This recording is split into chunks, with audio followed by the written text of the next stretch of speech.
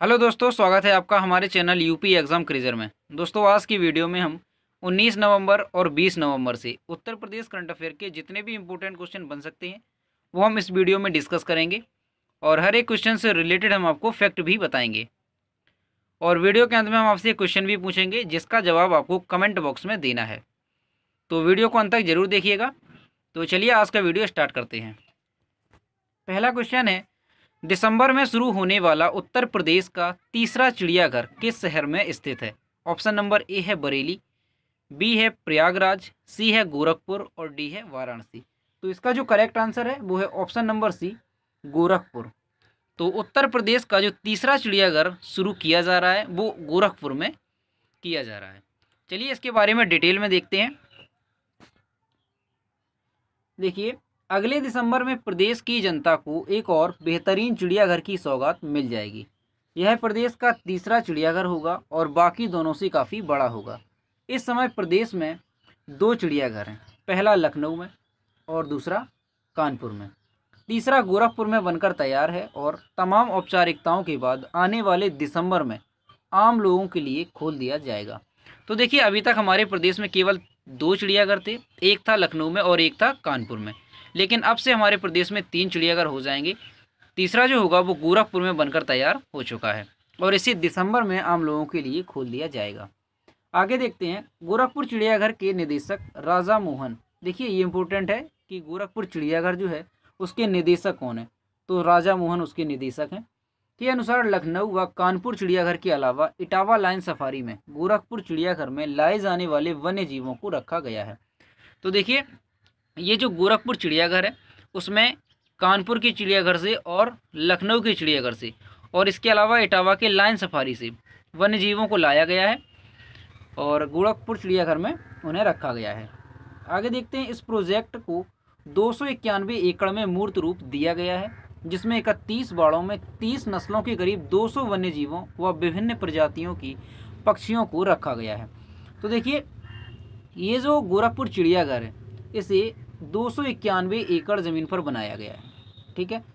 और इसमें क्या है, 31 बाड़े हैं जिसमें 30 नस्लों के करीब 200 वन्य जीव हैं और विभिन्न प्रजाति की पक्षियों को भी इसमें रखा गया है।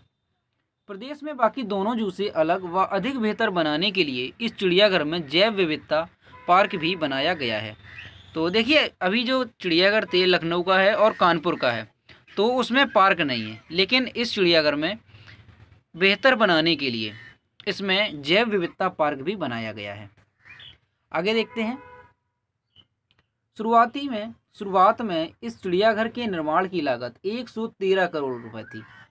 देखिए, इसमें शुरुआत में इसकी लागत 113 करोड़ थी, लेकिन 2018 के दिसंबर में पूरा किया जाना था इसे, और इसे जो है 2018 के दिसंबर में पूरा किया जाना था। लेकिन तमाम तकनीकी समस्याओं की वजह से इसके पूरा होने में देर हुई और लागत भी बढ़ गई।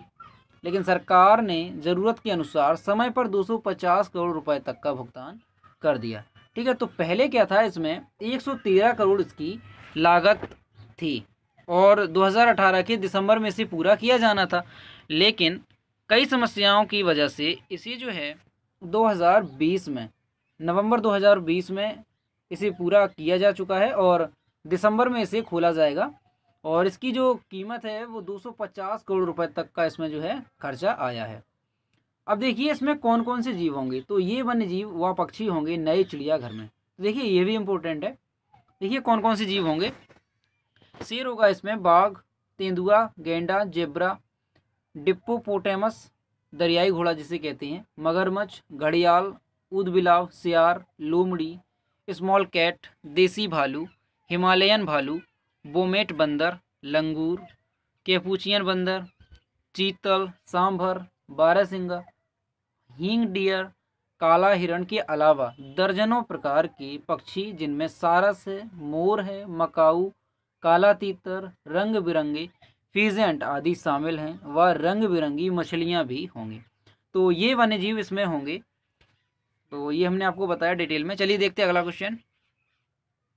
प्रधानमंत्री श्री नरेंद्र मोदी भारत के किस राज्य में ग्रामीण पेयजल आपूर्ति परियोजनाओं की आधारशिला रखेंगे? ऑप्शन नंबर ए है उत्तर प्रदेश, बी है मध्य प्रदेश, सी है गुजरात और डी है बिहार। तो इसका जो करेक्ट आंसर है वो है option number A, Uttar Pradesh.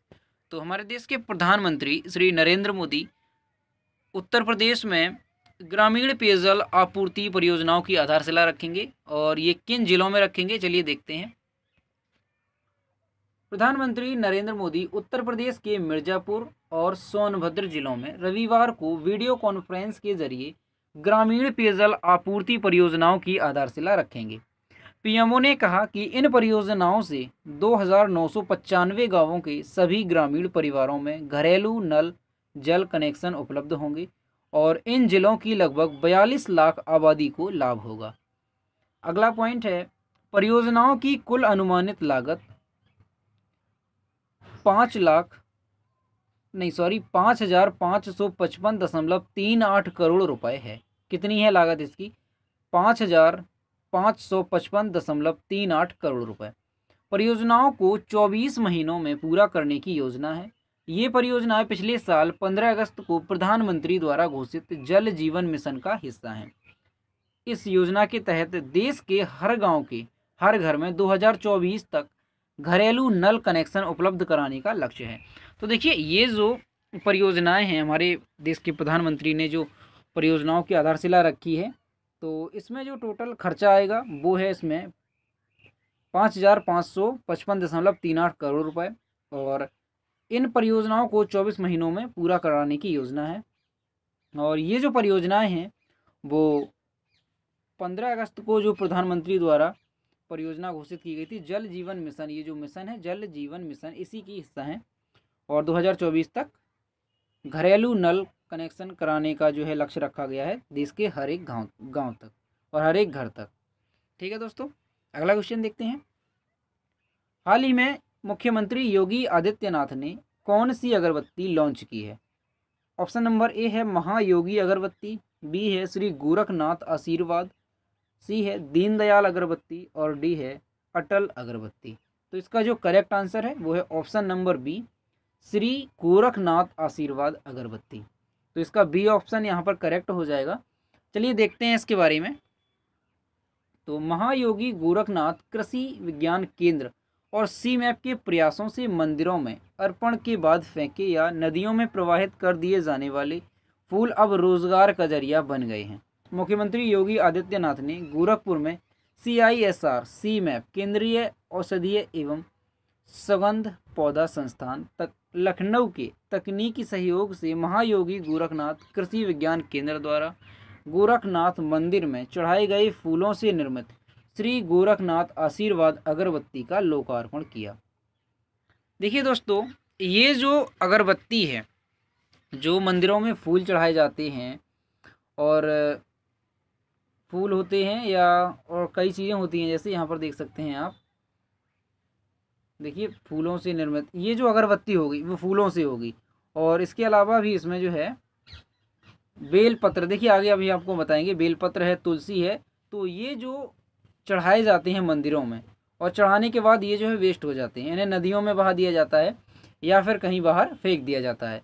लेकिन अब क्या होगा, इन्हीं से फूलों के द्वारा और जो बेलपत्री है और अगरबत्ती है, इन्हीं के द्वारा ये अगरबत्तियाँ बनाई जाएंगी। तो इससे क्या होगा कि और रोज़गार बढ़ेगा, इससे रोज़गार भी मिलेगा, और जो चीज़ें ये वेस्ट हो रही थी वो वेस्ट भी नहीं होंगी। ठीक है, आगे देखिए। उन्होंने कहा कि भविष्य में मांगलिक कार्यक्रम के बाद निष्प्रयोज्य फूलों और घर की पूजा के बाद फेंके जाने वाले फूलों को भी इस अभियान में समाहित किया जाएगा। साथ ही चढ़ाए गए बेलपत्र व तुलसी से भी कई प्रकार की अगरबत्तियां बनाई जाएंगी। उन्होंने कहा कि मंदिर में चढ़ाए गए फूलों से अगरबत्ती बनाने के इस प्रयास से वेस्ट को वेल्थ में बदलने की प्रधानमंत्री नरेंद्र मोदी की परिकल्पना साकार हो रही है।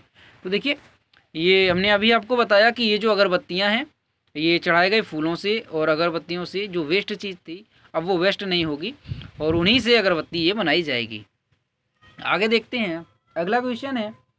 हाल ही में जारी रिपोर्ट के अनुसार देश भर के 20 IIT संस्थानों में कौन शीर्ष पर रहा?